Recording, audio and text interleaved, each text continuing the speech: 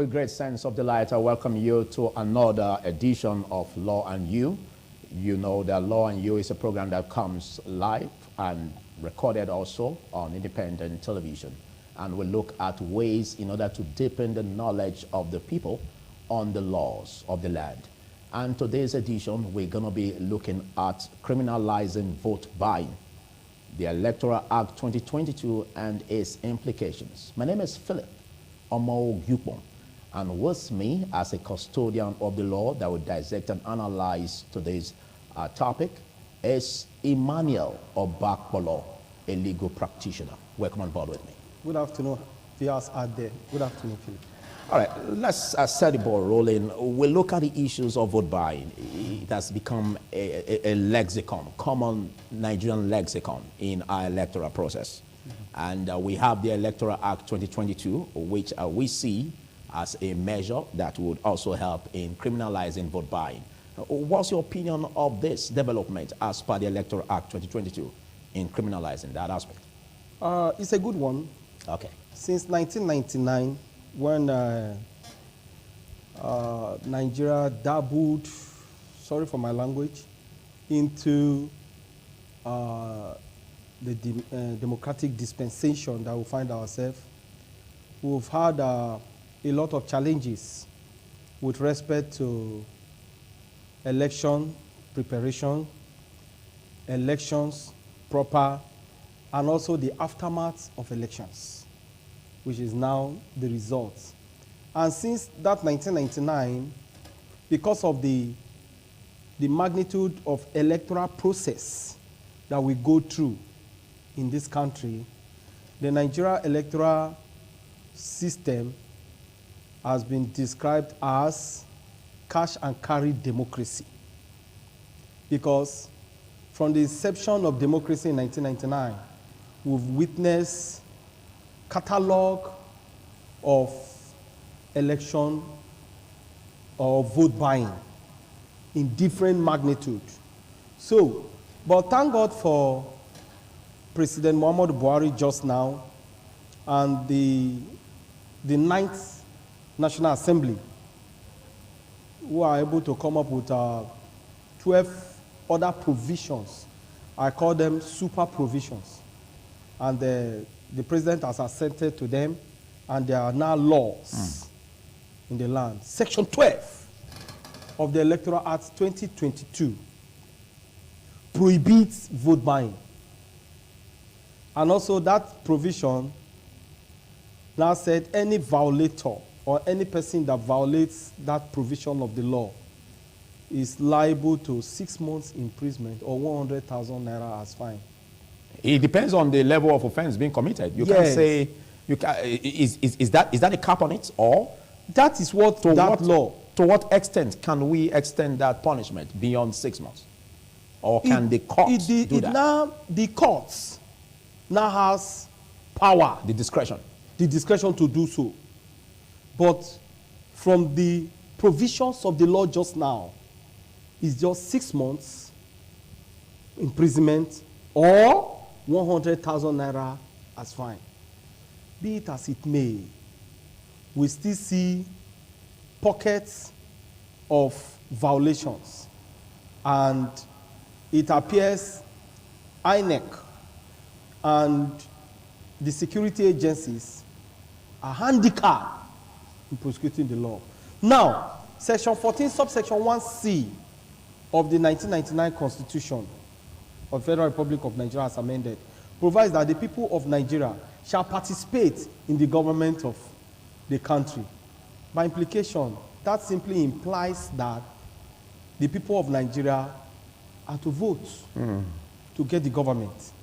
Then, be it as it may, the laws, the Constitution, which is the grown-up, already give the people of Nigeria to participate in the government. And now the people go out there to take part in elections, to vote. And that seems to be the only right the people of Nigeria have just now. Because the politicians themselves, they only get to identify the people of Nigeria during electioneering period. After that epoch, You don't hear anything about them. So the people of Nigeria exercise that right, that constitutional responsibility when it gets to electioneering period. Okay. Also, INEC as a body, by virtue of the provisions of section 153 of the Constitution, can protect the votes of Nigeria, of the electorate. INEC has that responsibility, that constitutional responsibility to protect the votes of Nigerians. Then section 145. How does it do that? How? That is why INEC just now are able to come up with the beavers procedure. Okay. And also they have the central system where they collate results. It is that provisions of the law that gives them that power to so do. And just now I think INEC has been able to do its best. But whether or not the prosecution will come forth is another game for another day. Okay, you made mention of the fact which seems laughable, and viewers will attest to that.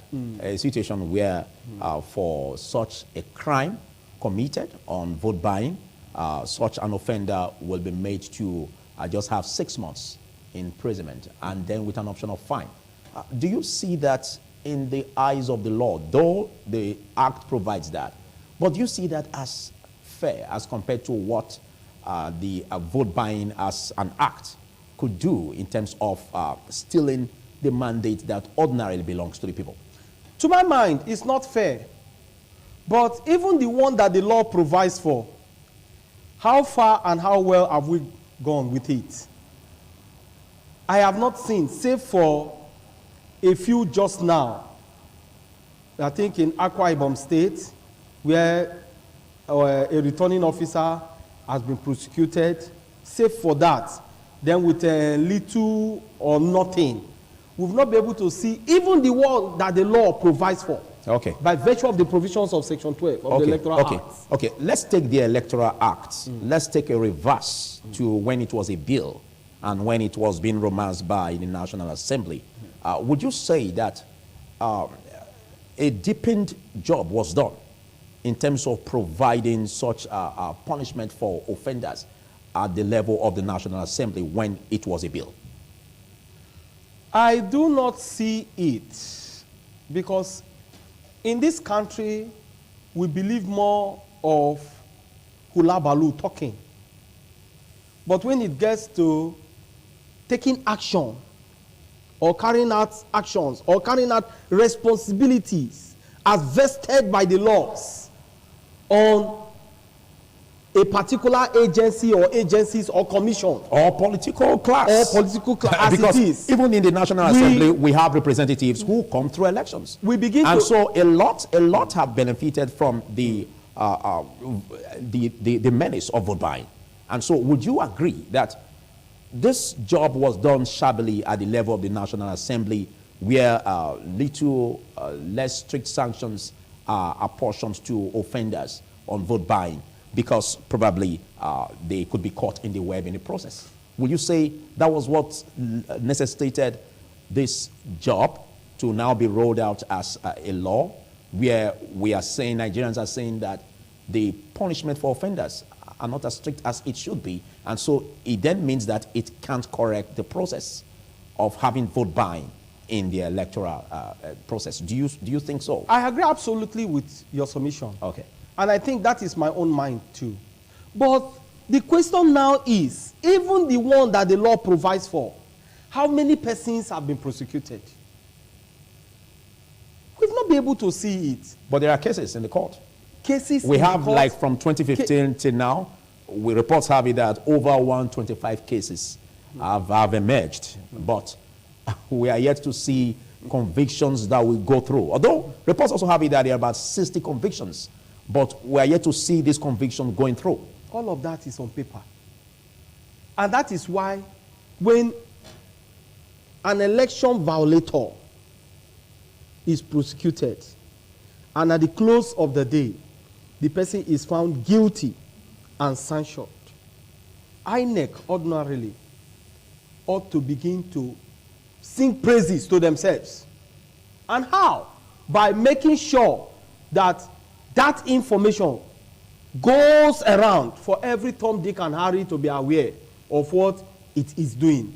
But just now, we hear of plethora of cases, just like you have mentioned, in courts. But whether or not they prosecute that matter is another thing in it again. Okay, but who do you blame in the process? Because we have the court that has brought about convictions, but we are yet to see the convictions pulling through. So will you blame INEC? It's INEC. When convictions were made at the level of the courts? The court, most times, the court is helpless. Oh. Because the court is what is the evidence that you bring to court, that the court evaluates to arrive at its judgment. Now, where the evidences are not evidential in the court, what do you want the court to do? And you see the prologue, because the Constitution and the Electoral Act has vested so much responsibility on the Commission, INEC. And now, another question that is begging for answer is whether or not INEC has the capacity, INEC has the ability to so carry out those responsibilities. Doesn't the Electoral Act spell that out? 1, manpower. 2, the financial responsibility. You can see, during an election, INEC goes to the executive to beg for money. INEC does not have a source, maybe consolidated source, where it gets its money to do most of this prosecution. So, by so doing, INEC itself has some limitations. Okay, but let's look at the agencies of the law. Let's look at the anti-graft agencies, for instance, the ICPC, the EFCC. Are you saying that the Electoral Act does not capture these agencies as playing roles that would also complement that of the electoral umpire? The responsibility, the constitutional responsibility, and the responsibility vested on INEC by the Electoral Act is purely for INEC. Wow. The commission. So, and INEC maybe will not liaise with other sister agencies to carry out some of this job for them. So it now behoves on INEC to also have an enforcement body with an enforcement arm within it. Within the commission. Within it. And that is why I said one thing is for the law to make the provisions. Another thing is for INEC to have the capacity or ability to carry out those provisions as made by the law. Take, for instance, the Electoral Act under Section 88, subsection 2 to 7, provides for financial limitations. And now vests the power on INEC, on the commission, to carry out. Now, we've seen campaigns going on all over the 36 states of the Federation and Abuja. FCT. Are we not saying that in every campaign, INEC must be represented? So, you see that even when the law provides and gives responsibility, vests responsibility on the commission, even at that, limitations are still within the responsibilities. Okay, but you agree that there's a development as pertaining to criminalizing vote buying. Yes. Even though just now we are saying that the punishment is not as strict as is expected by Nigerians. But let's look at the way as going forward. What you expect in the amendment process that will give life to criminalizing thoroughly vote buying? Well, maybe in the nearest future, there could be amendments to the Electoral Act 2022 just now. Wherein, one, there could be a creation of an agency within INEC to do... Within the commission? Yes, to do the prosecution of some of these offenses as spelled out by the Electoral Acts. That is one, in the future. Two, the financial ability. Because you cannot do prosecution without finance. Because INEC 1 must be in the 36 states of the federation. They must have staff, even that units within INEC that will be responsible for the prosecution of electoral offenders will also be in the 36 states of the federation and Abuja. Okay, but do we need to wait for that? Because until let's look at the role of the anti-graft agencies. Now, anything that has to do with financial fraud, they come in. And we remember vividly what played out even in the time of the primaries, where it was noted that, where it was seen, I don't know why you're laughing, but it was seen that EFCC officials, you know, operatives, were at the point or level of primaries, you know, to see anything that has to do with vote buying, you know.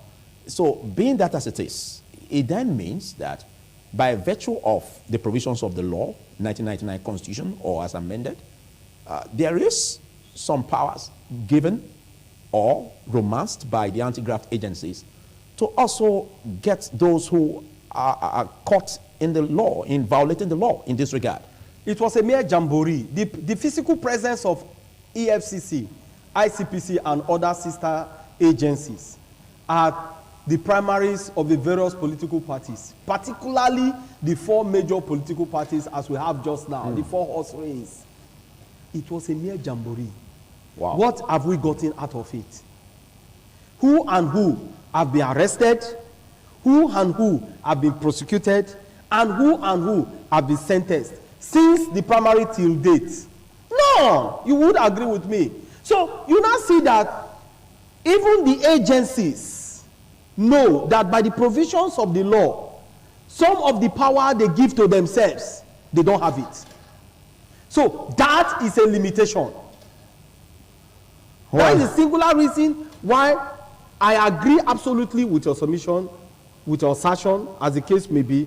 But the limitations, the Constitution, the laws have not been its searchlights on all of these limitations to see how we could make the corrections. And that's why prosecuting offenders of vote buying during election will be a difficult task. Thank you. Just in case you're just joining us, as Law and You, and we're looking at criminalizing vote buying, the Electoral Act 2022 and its implications. And I have with me a legal practitioner articulate at that in Emmanuel Obakbolo. Let's just look at what you said, and you've given me an appetite to really focus or zero on the election day proper. During elections, basically, Nigerians are still very, very scared about the eradication of vote buying during elections. So which means there could be very big roles that will be played in terms of continuing this menace. Now, what you see as the efforts played by the anti-graft agencies, or that should be played by the anti-graft agencies in complementing the efforts of the electoral umpire, INEC, you know, to fish out those who could be caught in violating the law on election day. Mr. Philip, the agencies have little or nothing responsibility to carry out during elections. Like I said from the outset of this program, I did say that vote buying has been with us since 1999. And that is a singular reason why the Nigeria electoral process could be described as cash and carry democracy. So if it started with us in 1999, in 2022, that would be how many years old? But it shouldn't continue. Then that's why we have the development of the Electoral Act. Now that though criminalizing it in a small measure, but Nigerians are asking for stricter sanctions. But the responsibility vested on INEC to carry out the sanction, to carry out the prosecution. INEC does not have the manpower to do so. Okay, so by this you are saying that even come 2023 election days, we're going to be having this challenge. We will have it. Where nothing can be done to tackle or nip it in the bud. Absolutely nothing can be done. Absolutely. And that is why you see the politicians are beating their drums.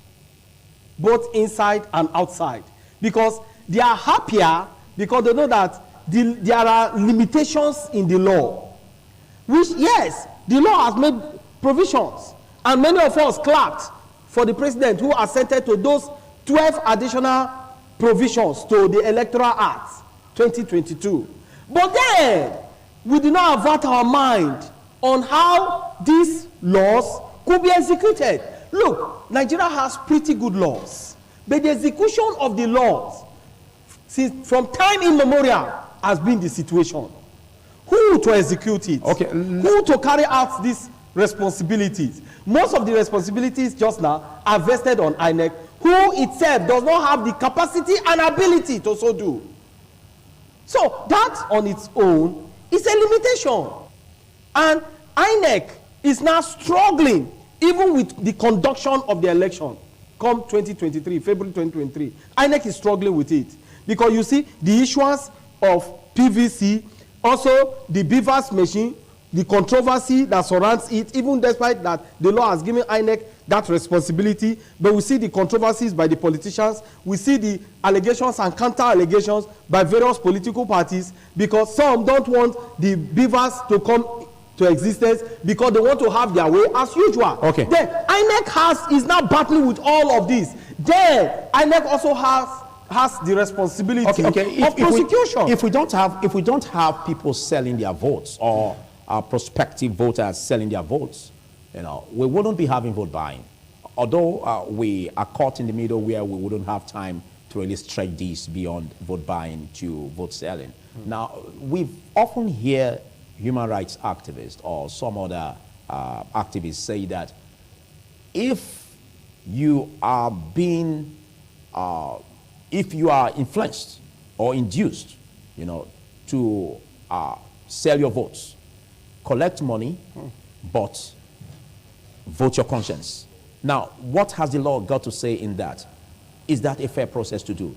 To take money to be induced and then vote one's conscience? I don't know of the man who collects money. I don't know the conscience that man has. Okay. Because that conscience, to my mind, is dead on arrival. After you collect money, you do not have any other conscience. Okay, but mind you, these men who induce by giving money to the voters, they are not dummies. They know what they are doing. Okay, but are we looking at provisions also? Are we looking at provisions also that criminalizes vote selling with sanctions? It is. It's a two sides of a coin. All right. Both the seller and the buyer. Okay, they are both guilty. Thank you. But in this situation, the law only envisages vote buying. Thank you so much for taking our time to be part of this show. We're going to be extending frontiers to that aspect and having a second edition to treat this aspect in a very deepened level. Big thanks for taking our time. Thank you very much. It's a privilege. All right, there's much you can take on today's show. Do join us on the next one. I'm Philip Omo Gupon. Have a beautiful day ahead.